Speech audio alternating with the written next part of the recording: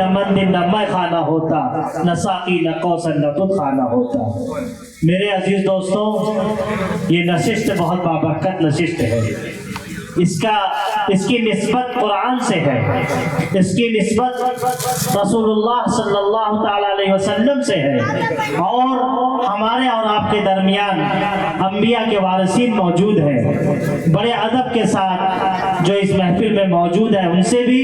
اور پردہ نشین ماں بہنیں جو اندر بیٹھ کر کے بیانات کو سن رہی ہیں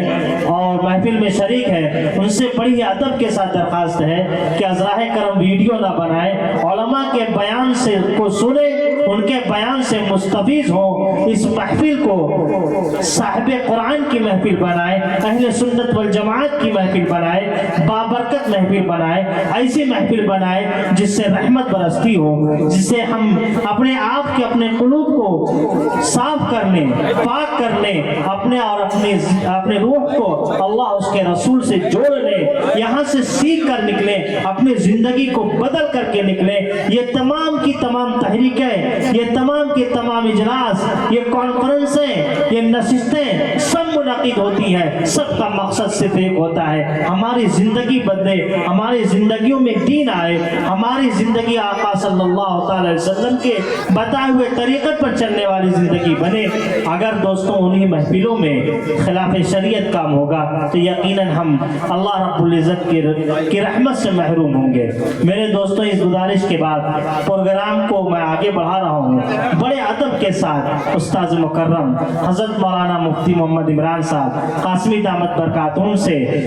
درخواست کرتا ہوں حضرت تشریف لائے، اپنے قیمتی نصیحتوں سے ہم سب کو مستفیض فرمائیں۔ حضرت تشریف لائے۔ الحمد لله نحمده ونستعينه ونستغفره ونؤمن به ونتوكل عليه ونعوذ بالله من شرور أنفسنا ومن سيئات أعمالنا، من يهده الله فلا مضل له ومن يضلله فلا هادي له، ونشهد أن لا إله إلا الله وحده لا شريك له، ونشهد أن سيدنا ومولانا محمدا عبده ورسوله، أما بعد،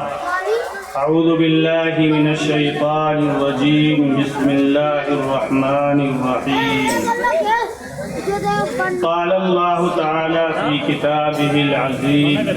لقد سمع الله قول الذين قالوا إن الله فقير ونحن أغنياء، سنكتب ما قالوا وقتلهم الأنبياء بغير حق ونقول ذوقوا عذاب الحريق۔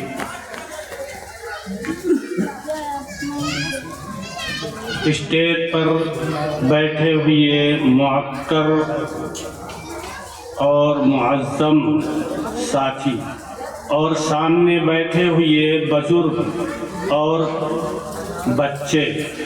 اور پردوں کے پیچھے بیٹھی ہوئی ہماری مائیں اور بہنیں، یہ ایک تاریخی پروگرام ہے۔ تاریخی پروگرام اس معنی کر کے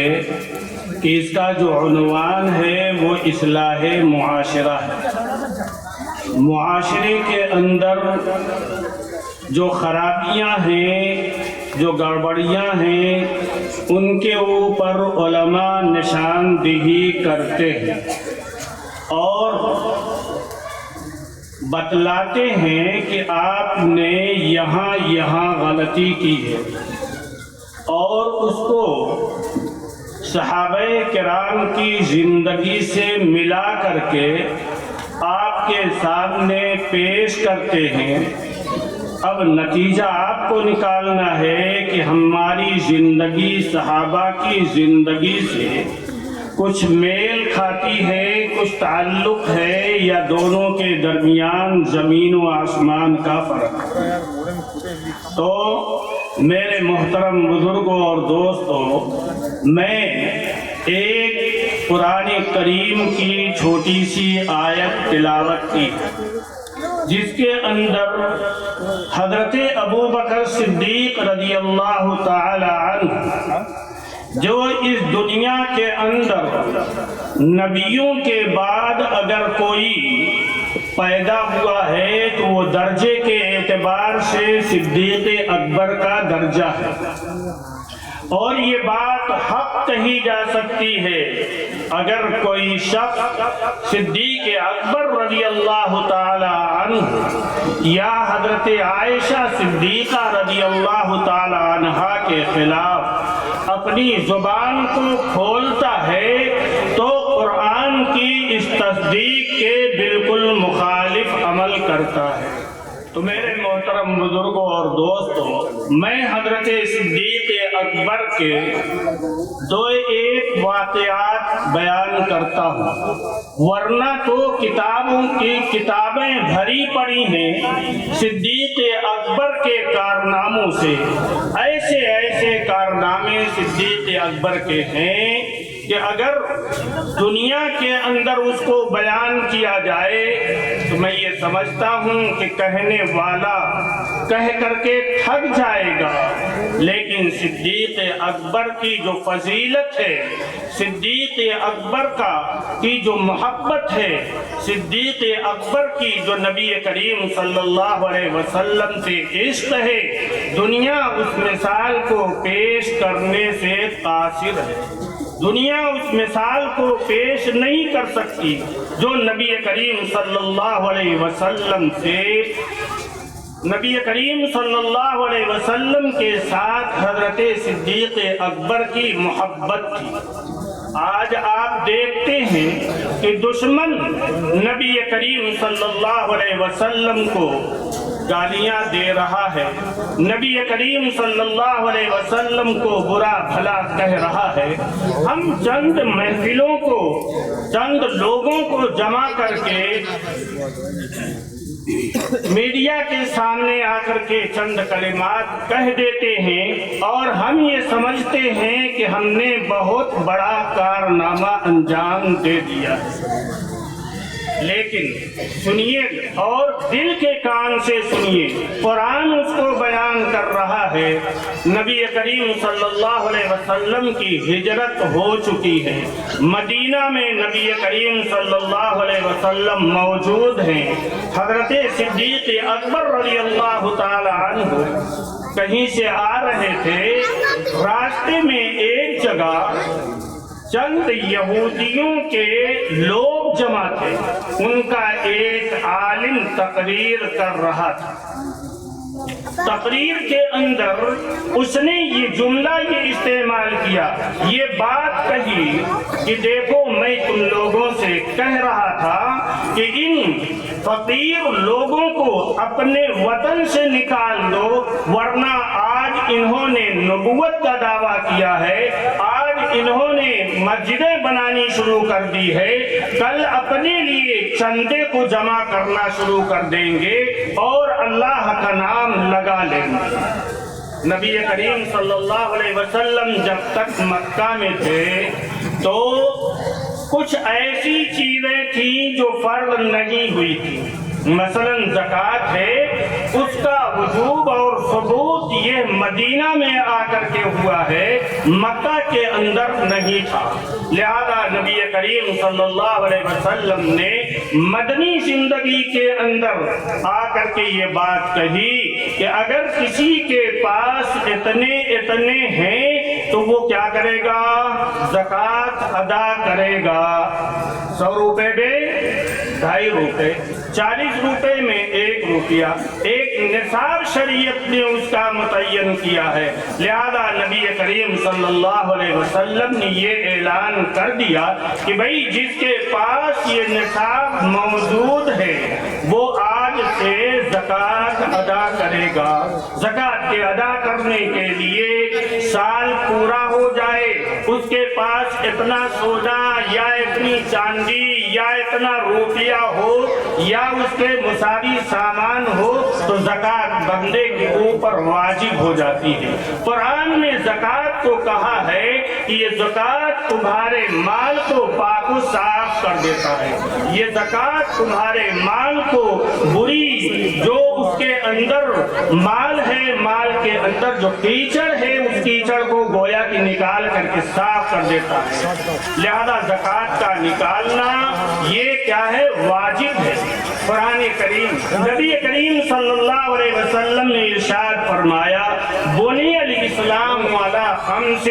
کہ اسلام کی بنیاد 5 چیزوں پر ہے۔ نمبر 1 نماز، نمبر 2 زکات، نمبر 3 روزہ، نمبر 4 حج، اور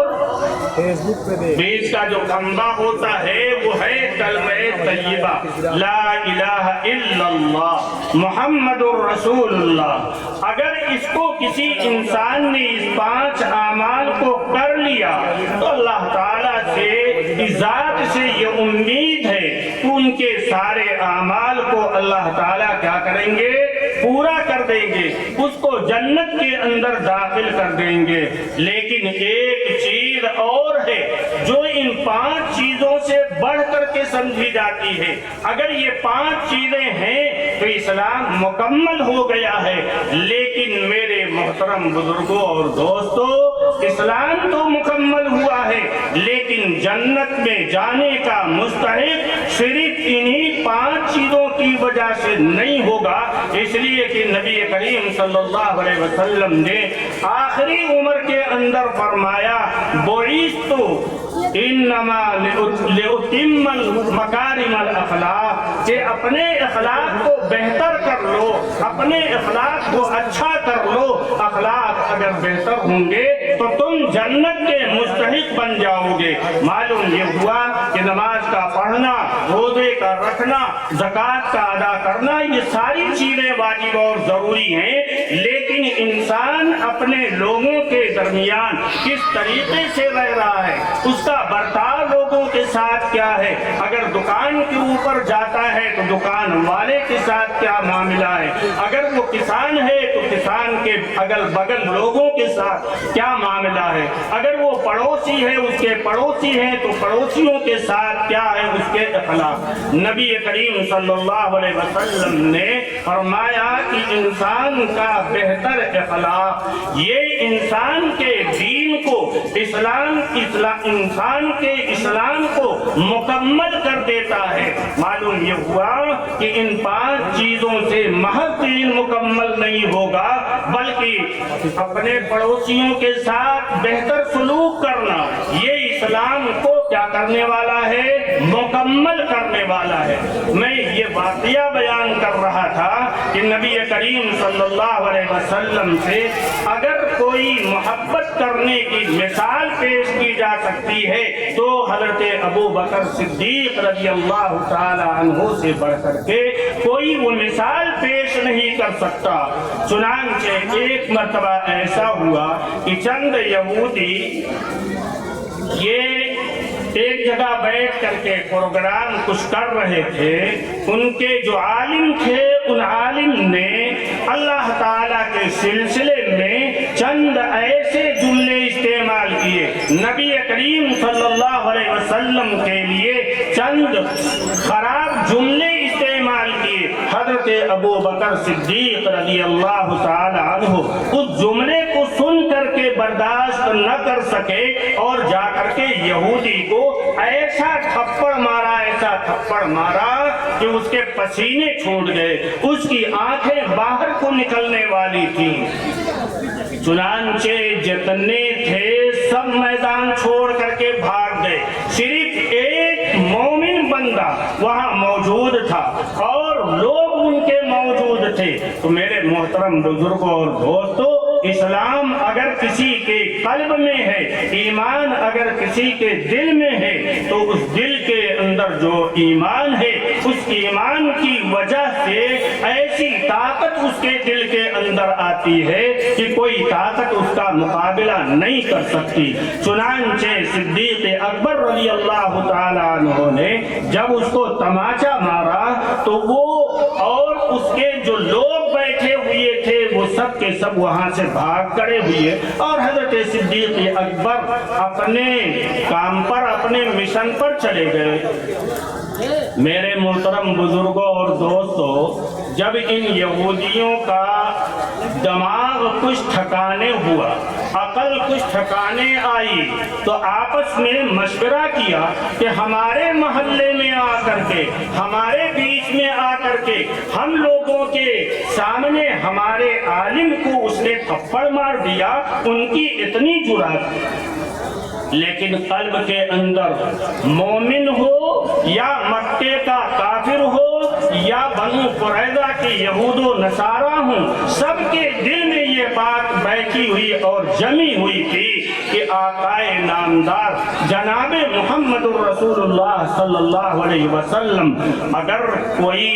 حق پر ہوتا ہے تو اس کے حق کو دلوا کر کے رہتے ہیں، فیصلہ کرتے ہیں تو فیصلہ کرنے میں ہمیشہ حق کا ساتھ دیا کرتے ہیں۔ لہذا ان لوگوں نے سوچا کہ حضور کے پاس چلنا چاہیے اور اپنے مدعا کو پیش کرنا چاہیے، اپنی بات کو رکھنا چاہیے، اپنے قضیہ کو فیصلہ ان سے کروانا چاہیے۔ چنانچہ سارے یہودی مل کر کے آ گئے۔ نبی کریم صلی اللہ علیہ وسلم ایک جگہ بیٹھے ہوئے تھے تو انہوں نے کہا کہ صدیق اکبر نے ہمارے عالم کو ایک چانٹا مار دیا، جبکہ انہوں نے کوئی غلط بات نہیں کہی تھی۔ چنانچہ ان کے دل میں تو یہ بات تھی کہ اس کے پاس تو کوئی گواہ موجود نہیں ہے اور ہمارے پاس تو یہ سارا مجمع گواہی دینے کے لیے آج تیار بیٹھا ہے۔ چنانچہ نبی کریم صلی اللہ علیہ وسلم نے حضرت صدیق اکبر رضی اللہ تعالیٰ عنہ کو بلایا اور فرمایا کہ ابو بکر، یہ لوگ آپ کی شکایت کرنے کے لیے آئے ہیں، دل تو گواہی نہیں دے رہا ہے کہ بغیر غلطی کے آپ نے یہ کام کیا ہوگا، لیکن بہرحال ان کا ایک مسئلہ ہے، ان لوگوں نے یہ شکایت کی ہے، اس شکایت کا سننا بجا ہے۔ چنانچہ نبی کریم صلی اللہ علیہ وسلم نے حضرت ابو بکر کو بلایا تو پوچھا کہ کیا آپ نے ان کو مارا ہے اور بغیر غلطی کے مارا ہے؟ تو نبی حضرت ابو بکر صدیق رضی اللہ تعالی عنہ نے فرمایا کہ اللہ کے رسول، بغیر غلطی کے میں نے ان کو نہیں مارا۔ تو پھر کوئی گواہ اس کے اوپر ہے؟ لہذا حضرت ابو بکر صدیق رضی اللہ تعالی عنہ نے فرمایا کہ یہ تو انہی لوگوں کا مجمع تھا، میرے پاس کوئی گواہ موجود نہیں ہے۔ تو ان لوگوں نے، یہودیوں نے سوچا اپنے دل کے اندر کہ آج تو ابو بکر کو ایسا چانٹا ماریں گے کہ ان کی بھی آنکھ باہر آ جائے گی، اس لیے کہ انہوں نے ہمارے عالم کو چانٹا مارا ہے اور بلا وجہ مارا ہے۔ حضرت ابو بکر صدیق اپنی جگہ پر پریشان، نبی کریم صلی اللہ علیہ وسلم خوب پریشان مضطر ہیں کہ اب کیا ہوگا۔ چنانچہ وہ سارے کے سارے آپس میں بہت خوش بیٹھے ہیں کہ حضور سے فرما رہے ہیں کہ حضور جلدی سے فیصلہ کر دیجئے تاکہ ہم بدلہ ان کا لے لیں۔ لیکن قربان جائیے صدیق کی صدیقیت پر، جو نبی کریم صلی اللہ علیہ وسلم سے بحفاظت ان کے گھر سے لے کر کے چلا ہے، غار حرا پر آیا، 3 دن وہاں حفاظت کی، پھر اس کے بعد معبد کے گھر پر آیا، وہاں بھی کیا نام ہے ان کو حفاظت کے ساتھ لے آیا، پھر اس کے بعد نبی کریم صلی اللہ علیہ وسلم کا جو ٹھکانہ تھا وہاں بھی پہنچا دیا۔ صدیقیت کے اوپر 100 جان قربان۔ چنانچہ حضور بھی پریشان، صدیق اکبر کے دل کے اندر اضطراب اور پریشانی ہے، لیکن اللہ تعالیٰ فرما رہے ہیں کہ نبی کریم صلی اللہ علیہ وسلم دلاسا دے رہے ہیں کہ نبی کریم صلی اللہ علیہ وسلم صدیق کی صدیقیت کے اوپر آج حرف نہیں آنے والا ہے. صدیق کے پاس اگر کوئی گواہ نہیں ہے تو اس کا گواہ بن کر کے میں خود آ رہا ہوں, میں گواہی دے رہا ہوں کہ انہوں نے فرمایا. چنانچہ اللہ تعالیٰ نے آیت نازل فرمائی لقد سمع اللہ قول الذین قالوا, کہ تحقیق کی اللہ نے سن لیا ان کی ان گفتگو کو جو ان کی گفتگو بیجا گفتگو تھی, ان کی وہ گفتگو ایسی گفتگو تھی کہ اس سے پہلے ان کی کتابوں کے اندر اس قسم کی گفتگو اور آیتیں نازل ہو چکی ہیں. جس طریقے سے چنانچہ اللہ تعالیٰ نے آگے فرمایا لقد سمع اللہ قول الذین قالوا, کیا کہا تھا, ان اللہ فقیر ونحن اغنیاء, کہ اللہ فقیر ہو گیا. اللہ تو یہ تو کہتے ہیں کہ اللہ کے پاس بے پناہ مال ہے, اللہ کے پاس ایسی جنت ہے, اللہ کے پاس ایسی دولت ہے, اللہ کے پاس دنیا کے اندر بے شمار زمین کے اندر خزانے موجود ہیں, تو پھر اللہ کو مال کی کیا ضرورت پڑی. بر بنائے مذاق ان لوگوں نے جملہ استعمال کیا. حضرت ابو بکر صدیق رضی اللہ تعالیٰ عنہ اس جملے کو برداشت نہ کر سکے تھے اور چاٹا لگا دیا تھا, جس کی گواہی خود قرآن نے دے دی. لقد سمع اللہ قول الذین قالوا ان اللہ فقیر ونحن اغنیاء سنکتب ما قالوا. ان قریب ہم لکھ دیں گے وہ جو ان لوگوں نے کہا ہے, اور ان ظالموں نے تو اب تک ہزاروں انبیاء کرام کو ناحق قتل کیا ہے. اس دنیا کے اندر ان کو ذلت و رسوائی ملے گی اور آخرت کے اندر بھی ان کو ذلت و رسوائی ملے گی. چنانچہ قرآن کا فیصلہ آ گیا کہ نقول ذوقوا عذاب الحریق, کہ آگ کا عذاب ان کو دیا جائے گا. تو میرے محترم بزرگوں اور دوستو, ایک مثال میں نے نبی کریم صلی اللہ علیہ وسلم کے حضرت ابو بکر صدیق رضی اللہ تعالی عنہ کے سلسلے میں قرآن کی آیت سے بطور نذیر اور بطور مثال کے پیش کر دیا ہے. دنیا نبی کریم صلی اللہ علیہ وسلم کے دوست حضرت ابو بکر صدیق رضی اللہ تعالی عنہ کے جو محبت تھی, جو عشق تھا, اس عشق و محبت کو بیان کرنے کے لیے کئی رات